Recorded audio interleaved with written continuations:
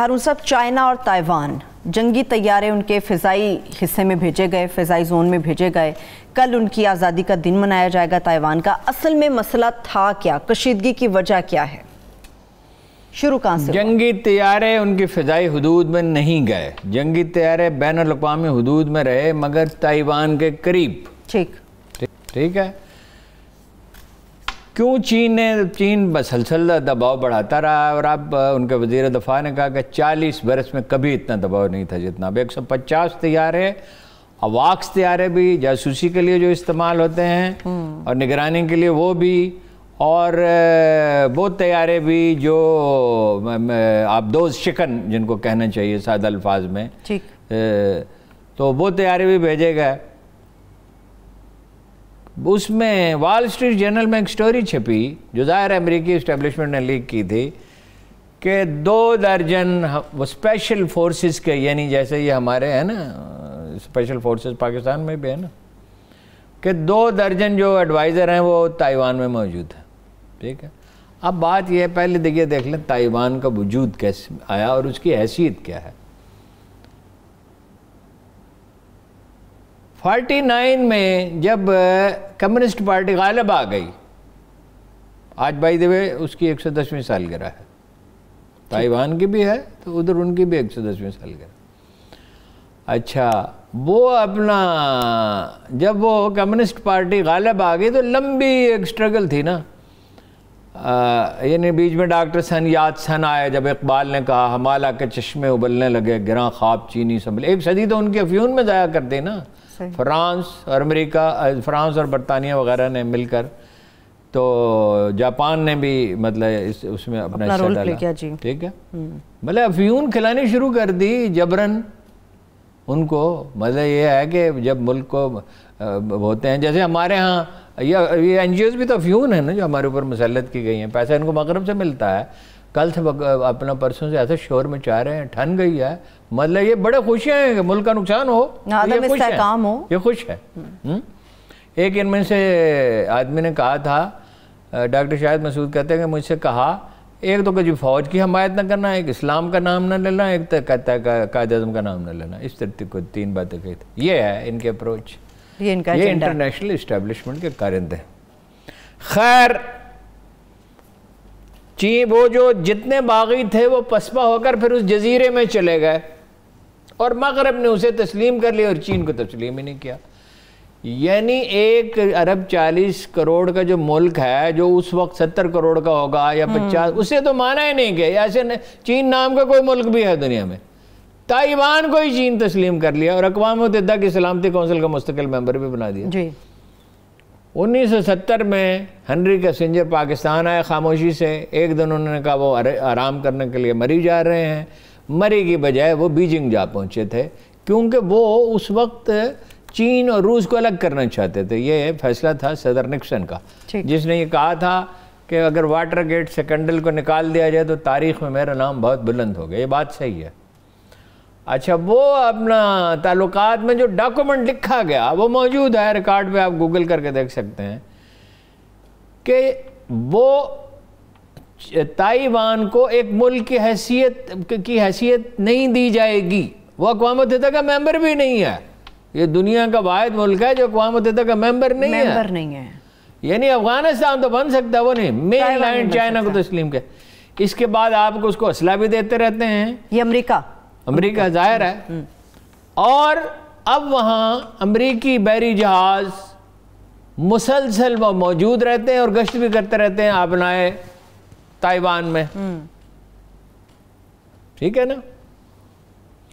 اب جب یہ خبر چھپی تو وہاں ریئیکشن ہوا، انہوں نے کہا اچھا آپ تربیت دے رہے تھے، آپ نے افغان فوج کو بھی تربیت دی تھی نا، پھر کیا ہوا؟ امریکہ نے کوئی جنگ جیتی ہے؟ امریکی کہتے ہیں کہ ہمارا مقابلہ ہے ان سے، محاذ آرائی نہیں ہے۔ چینی یہ بھی نہیں کہتے، چینی کہتے مقابلہ بھی نہیں ہے، ہم باہمی مفادات پر مبنی تعلقات چاہتے ہیں، یعنی مثبت تعلقات چاہتے ہیں۔ اور چینی یہ بھی کہتے ہیں کہ جس راستے پہ چل رہے ہیں وہ پر اعتماد ہیں، اس میں ہمیں کوئی نقصان نہیں پہنچا سکتا۔ یہ دنیا پر غلبے کی جنگ ہے، قرآن مجید کہتا ہے تم میں سے بعض کے دشمن ہوں گے۔ یہ غلبے کی جبلت ہے جو بروئے کار آتی ہے۔ وہ دنیا کے امام ہیں. اس نے کیا کہا وینڈی شرمن نے کل؟ دنیا کا ہر ملک بائیڈن سے بات کرنا چاہتا ہے. پھر کہا تقریباً ہر ملک، پھر کہا نہیں اکثر ملک. اچھا یہ جو امامت کا کیڑا ہے یہ دنیا کے ہر آدمی میں ہوتا ہے، ہر قبیلے میں بھی ہوتا ہے، اور ہر ملک میں بھی ہوتا ہے، ہر قوم میں بھی ہوتا ہے. ٹھیک ہے. اب وہ تو چینی جو جس راستے پہ چل رہے ہیں ان کی سیونگز اتنی زیادہ ہیں کہ دنیا کے 38 امیر ممالک نے پچھلے چند اشروں میں جو قرضے دیے ہیں تنہا چینیوں سے 2 گنا دیے. وہ دنیا کے ہر بر اعظم میں سوائے امریکہ کے 1 بیلٹ 1 روڈ کا منصوبہ بنا رہے ہیں، وہ نیٹ ورکس بنا رہے ہیں، وہ انفراسٹرکچرز بنا رہے ہیں. 400 ارب روپے جب وہ ایران میں انویسٹ کریں گے تو امریکہ کیا کرے گا؟ امریکہ کیا کرے گا؟ تو ایران سے مڈل ایسٹ میں داخل ہو جائے گا. اسی طرح وہ اپنا اس میں کرے گا، بنگلہ دیش میں کرے گا، اسی طرح پاکستان میں کرے گا. اب ان کو فکر پڑی ہوئی ہے کہ ہمارا غلبہ ختم ہوا جاتا ہے. میں کل رات صدر ریگن کی تقریریں سنتا رہا، اس میں وہ بار بار کہتے ہیں کہ یہ پریزیڈنٹ فورڈ جو ہیں، کیا کارٹر تھا، جو بھی تھے، کہ اس نے امریکہ کا سارا روب و داب ہی ختم کر دیا ہے، ہماری سیکورٹی خطرے میں ہے، اکانومی خراب کر دیا ہے، انفلیشن بڑھا دیا ہے. اور یاد رکھیے ہنری کیسنجر نے کہا تھا انٹرنیشنل ریلیشنز میں، ہنری کیسنجر کی بات کو کبھی نظر انداز نہیں کیا، چین جب کروٹ لے گا تو پھر خدا جانے کیا ہوگا. تو چین تو کروٹ لے چکا، چین تو ایک سپر پاور ہے، وہ اس پوزیشن میں ہے کہ ایک ڈوبتے ہوئے ملک کی معیشت کو سنبھال سکے. وہ اس پوزیشن میں ہے کہ جب ایران کو تباہ کرنے پر تلا ہوا امریکہ تو وہ جا کے ان سے کہے $400 بلین لے لو، 10 سال میں 15 سال میں انویسٹ کر لو، اپنا انفراسٹرکچر بنا لو. وہ ہمیں بھی ہماری تو مدد کر، ہم تو خود اس قابل نہیں ہیں کہ ہم اس کو جذب کر سکیں، ہم نے خود سلوک کیا ہے. ٹھیک ہے. چین اس پہ حملہ نہیں کرے گا. اگرچہ ان کے ڈیفنس منسٹر نے کہا 2025 تک چین حملہ کر سکتا ہے، لیکن ہم چین کا ٹریک ریکارڈ دیکھتے ہیں. چین نے ہانگ کانگ پہ حملہ کیا، پرامن دباؤ کے ذریعے آخر کار اسے لے لیا. ٹھیک ہے. رضوان نے کیا کہا تھا پچھلے 2 ہفتے پہلے اقوام متحدہ میں؟ چین بدماشی نہیں کرتا، قبضہ نہیں کرتا، مجبور نہیں کرتا. مطلب یہ ہے کہ دوسرے کچھ لوگ ہیں جو کرتے، دوسری قومیں جو ہیں وہ کرتی ہیں. چین ہمیشہ ہدف رہا ہے. یہ دس از ویری انٹرسٹنگ. چین اپنی حدود سے باہر نہیں نکلا، مگر یہ لگ بھگ 2000 میں، اس کے بعد میری جنرل حمید گل صاحب سے بات ہوتی رہی جب تک وہ زندہ رہے، کہ آخر انسانی جبلت ہے، وہ سب کی ایک جیسی ہوتی ہے. ایک دن وہ اپنی حدود سے باہر نکل گا. وہ نکل آیا ہے اپنی حدود سے باہر، مگر اور طرح سے.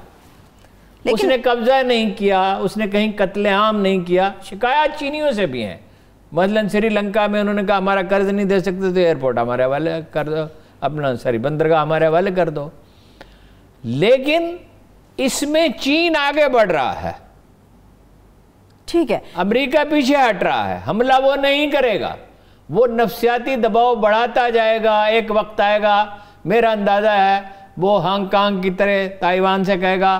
انہوں نے کہا ہمارے طرز زندگی، تائیوان کے صدر نے کہا ہمارے طرز زندگی کو خطرہ ہے، جمہوریت کو خطرہ ہے. وہ کہیں گے، میرا اندازہ یہ ایک دن وہ کہیں گے، چینی بڑے ٹھنڈے ہیں، وہ کہیں گے تم اپنا طرز زندگی بھی برقرار رکھو، تم اپنی جمہوریت بھی برقرار رکھو، تم اپنے الیکشن بھی الگ کرا لیا کرو.